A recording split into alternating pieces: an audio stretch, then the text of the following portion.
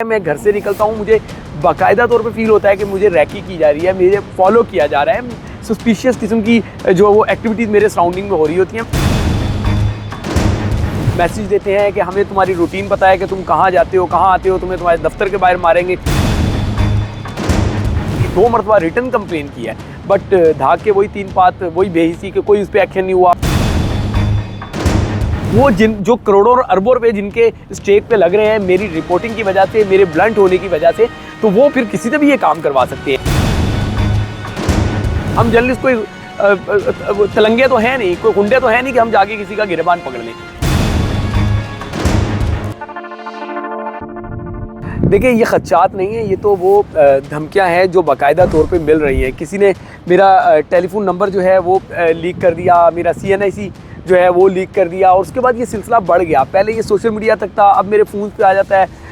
बाकायदा जो तौर पे ऑडियो मैसेजेस हैं, कॉल्स हैं, जिसमें वो मैसेज देते हैं कि हमें तुम्हारी रूटीन पता है कि तुम कहाँ जाते हो, कहाँ आते हो, तुम्हें तुम्हारे दफ्तर के बाहर मारेंगे। ये इस तरह की थ्रेट्स का सिलसिला जो है ना रुकने वाला सिलसिला, मैं तो उसको कहूँगा। ये तकरीबन अब 1-1.5 महीने से बढ़ गया है। वैसे तो ये 1 साल से सिलसिला जारी था, और हम जो है वो साइबर क्राइम में भी गए थे, वहाँ भी जाके अपनी कंप्लेन की थी। 2 मरतबा रिटर्न कंप्लेन की है, बट धाक के वही 3 बात, वही बेहिसी कि कोई उस पर एक्शन नहीं हुआ। मैं कराची पुलिस के पास गया, कराची पुलिस जो है वो कहती है जी ये साइबर क्राइम का, हालांकि टेलीग्राम एक्ट जो है, जब आपको फ़ोन पे कोई धमकियाँ दे दे तो टेलीग्राम एक्ट में आ जाता है। फिर इसके अलावा देखिए, जब से ये धमकियों का सिलसिला है, मैं घर से निकलता हूँ, मुझे बाकायदा तौर पे फील होता है कि मुझे रैकी की जा रही है, मुझे फॉलो किया जा रहा है। सस्पिशियस किस्म की जो वो एक्टिविटीज़ मेरे सराउंडिंग में हो रही होती हैं। मैं जहाँ जहाँ जा रहा हूँ वहाँ पे ये काम हो रहे हैं। शायद वो घात लगा रहे हैं, मौके की तलाश में हैं, और हमारे इदारे जो है वो बेहिसी में पड़े हुए हैं। अनफॉर्चुनेटली पाकिस्तान में ये आपको मानना होगा कि सहाफ़ती सफ़र में कई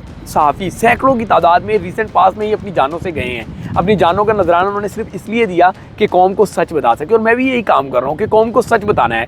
मुझे ऐसा लगता है कि मेरे केस में भी यही होगा कि जब कोई सानिया पेश आ जाएगा, उसके बाद सारे हीरो बनने आ जाएंगे, सारे कह देंगे कि जी हम ये एक्शन लेंगे, वो एक्शन लेंगे, लेकिन जब एक्शन की ज़रूरत है तब कोई एक्शन नहीं ले रहा। बेहिसी की सूरत हाल है कि मैं क्रिकेट माफियाज़ के ख़िलाफ़ काम करता हूँ, मैं क्रिकेट की रॉन्ग डूइंग्स जो हैं उनके ख़िलाफ़ काम करता हूँ, और क्रिकेट की जो माफियाज़ हैं उनका काम लाखों करोड़ों का नहीं है, अरबों रुपए का मामला होता है। करोड़ों अरबों रुपए में जब किसी को डेंट पड़ रहा होता है ना, तो फिर आपको पता है कि पाकिस्तान में तो चंद हज़ार रुपए देके उजरती कातिल को कोई किसी को भी मरवा सकता है। तो वो जो करोड़ों और अरबों रुपए जिनके स्टेक पे लग रहे हैं मेरी रिपोर्टिंग की वजह से, मेरे ब्लंट होने की वजह से, तो वो फिर किसी से भी ये काम करवा सकते हैं। मैं पर्टिकुलर किसी का नाम नहीं लूँगा, बट ये क्रिकेट से जुड़े हुए ही लोग हैं, फिर आगे से उनके हवारी हैं जो ये सब काम कर रहे हैं। मैं क्रिकेट को लेके बहुत सारी स्टोरीज़ कर रहा हूँ। मैं क्रिकेट की जो माफियात हैं उनको एक्सपोज करता हुआ आ रहा हूँ। किसी एक का नाम लेने से होगा कि हम अपने किसी स्टार को डेंट डाल रहे हैं। मैं स्टार पे नहीं जाऊँगा, बट स्टार के जो सराउंडिंग के लोग होते हैं, जो उनको मैनेज कर रहे होते हैं, या उनके जो हवारी होते हैं, यकीनी तौर पर जब एक कोई पकड़ा जाएगा ना, तो ताने बाने आप देखिएगा वहीं जाके मिलेंगे।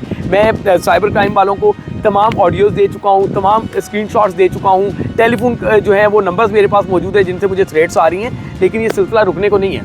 टाइम्स ऑफ कराची से जुड़े रहने के लिए हमारा चैनल सब्सक्राइब करें। हमारी वीडियोस को सबसे पहले देखने और बाखबर रहने के लिए बेल आइकन पर क्लिक करना ना भूलें।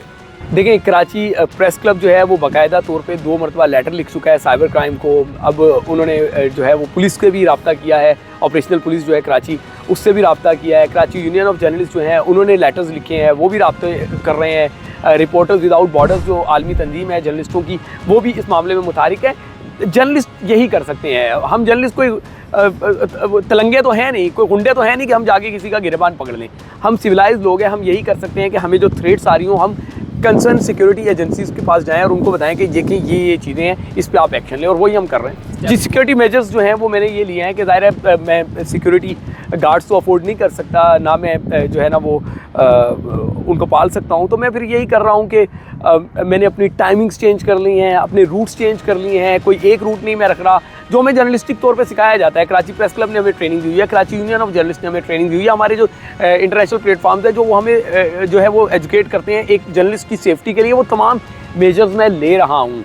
मैं अपनी रूटीन बदल चुका हूँ, मैं अपने रूट्स बदल चुका हूँ, मैं अपनी जो है मूवमेंट में आगे पीछे करता हूँ कि कोई रूटीन ना हो। और शायद इसी वजह से मैं जो बता रहा हूँ कि जो लोग मुझे फॉलो कर रहे हैं वो फॉलो कर रहे हैं, लेकिन उनको मौका इसीलिए नहीं मिल पा रहा कि मैं कोई एक टाइम पे लगे बंदे टाइम पे नहीं कर रहा कि 9 बजे ऑफिस के लिए निकला और 5 बजे ऑफिस से आया, मैं उसको आगे पीछे कर रहा हूँ सारी चीज़ों को। बट यही मैं कर सकता हूँ, मेरे हाथ में यही है कि मैं अपने आप को बचा के चल सकूँ। लेकिन आपको पता है कि पाकिस्तान में सहाफ़ी जो है वो अपनी जान से जाते रहे हैं, तो खुदा ना खास्ता अगर कोई एक्शन नहीं लिया गया तो फिर कोई बड़ा इंसिडेंट ना हो जाए।